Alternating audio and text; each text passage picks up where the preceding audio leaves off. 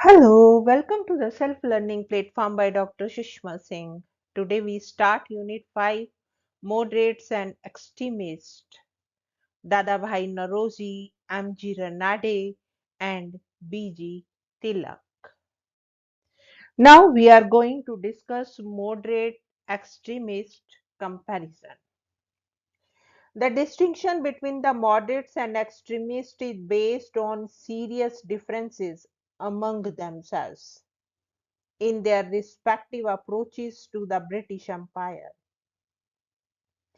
Based on this perception, the moderates hailed the British rule as most beneficial in contrast with what India had confronted before the arrival of the British.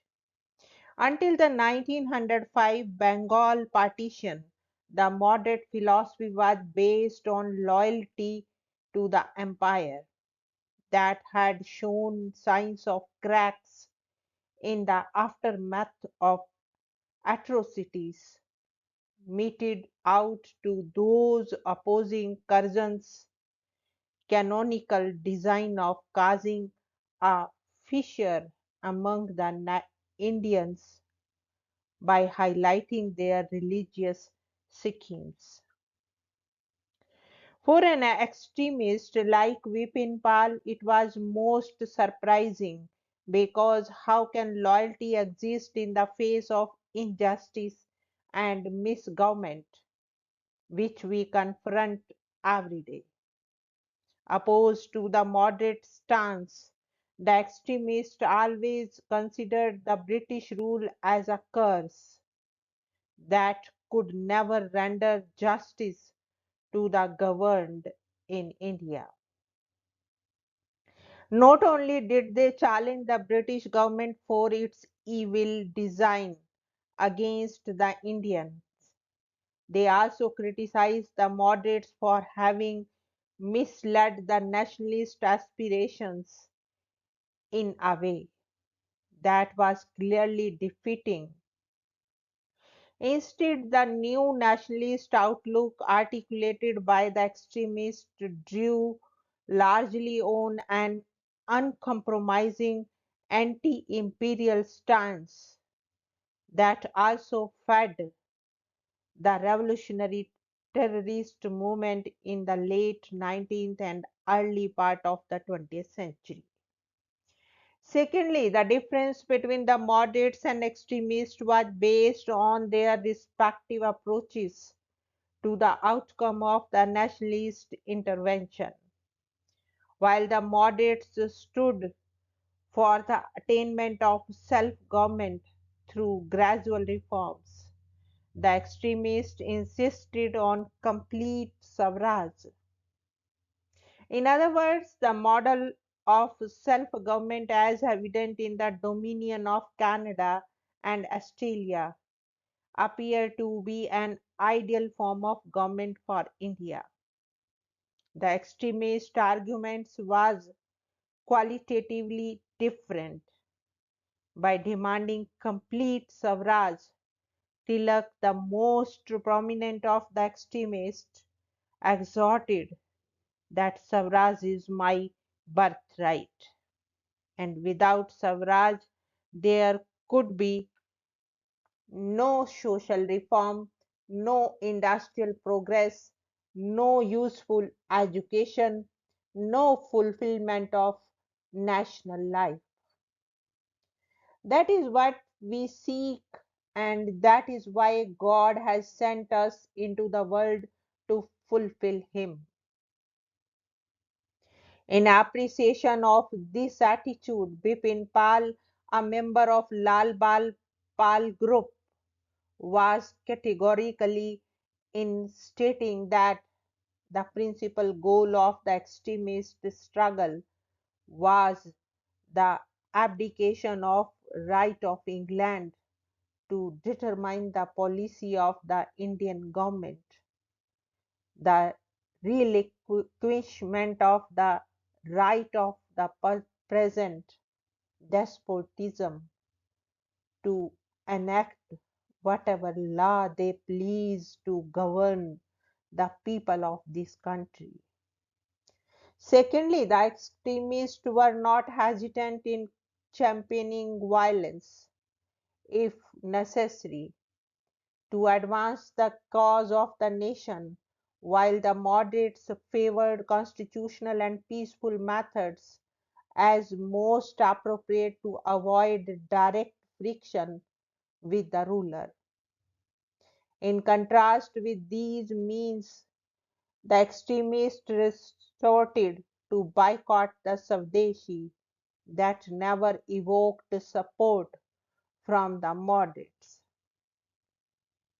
While defending boycott, Tilak argued that it is possible to make administration deplorably difficult and to create conditions impossible for the British bureaucracy by fighting for our rights with determination and tenacity and by boycott and strike.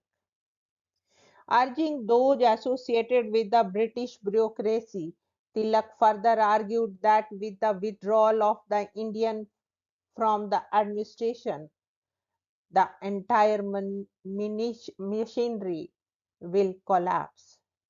Simultaneously with boycott of government offices, the extremists also propagated for boycott of foreign goods and promotion of Swadeshi or homespun.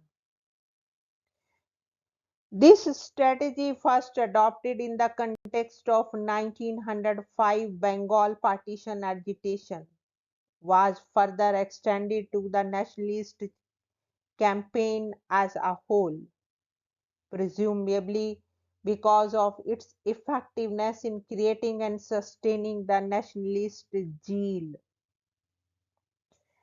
The economic boycott, as it was characterized in contemporary parlance, caused consternation among the British industrialists more than the other types of boycott.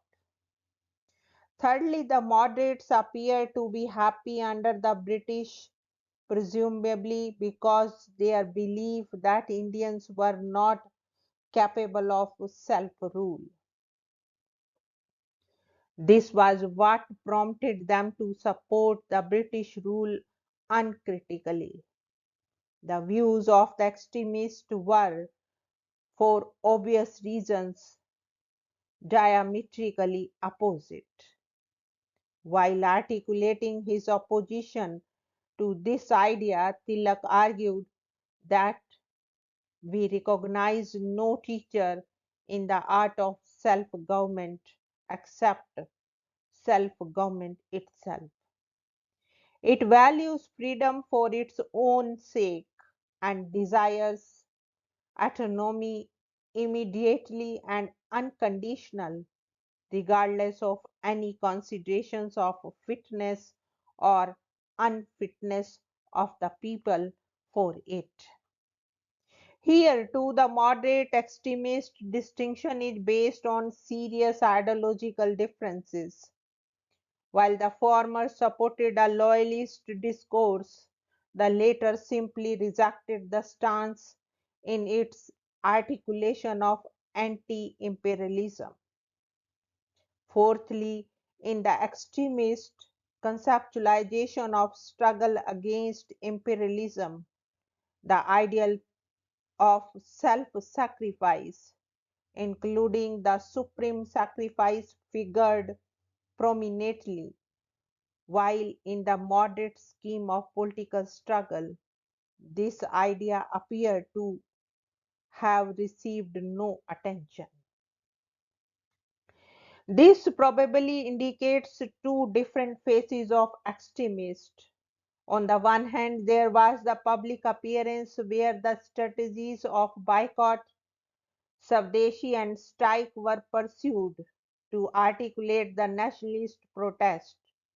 The sudden violent attack was, on the other, also encouraged to terrorize the British administration, that was rattled following the incessant violent interventions by those who preferred underground military operations. On the preferred modes of action was assassination of brutal British officials. Such acts would strike terror into the hearts of the rulers, arouse the patriotic instinct of people, inspire them and remove the fear of authority from their minds. And it had propaganda value because during the trial of those involved in conducting violent attacks on the British officials, the revolutionaries and their cause received adequate publicity not only in the pro government but also in the nationalist media. Finally, while the moderates drew upon the British variety of liberalism, the extremists were inspired by the writing of Bankim Chandra Chatterjee and the teaching of Vivekananda. In view of their faith in constitutional means of opposition to the British rule, moderates prefer the path of conciliation rather than confrontation, whereas the extremists espousing the demand for suffrage plunged into direct action against the government by resorting to boycott and strike. Unlike the moderates who drew upon the ideas of Gladstone, Disraeli, and Burke to refine their political strategy, the extremists found Bankim's Anand Math, a historical novel that narrated the story of rise of the Hindu sannyasis vis-a-vis the vanquished Muslim rulers and Vivekananda's interpretation of Vedanta philosophy. The poem Bande Mataram Anand Math clearly set the tone of the extremist philosophy in which the notion of the nation seems to be prominent. Mother representing the simultaneously the divine motherland and the mother goddess Durga, conveyed both patriotic and religious devotion. This was an articulation that generated mass emotional appeal, which the moderate form of constitutional agitation failed to arouse. Bankim and Vivekanand were probably the most effective ideologues who evoked Hindu imaginaries, well tuned to the contemporary scene. By overlooking the known Hindu tradition completely and accepting the Hindu tradition as Indian tradition, they, however, nurtured a narrow view of history, which is misleading given the cross fertilization of multiple traditions in Indian civilization. Now we want to wind up this lecture and thank you so much for your attention.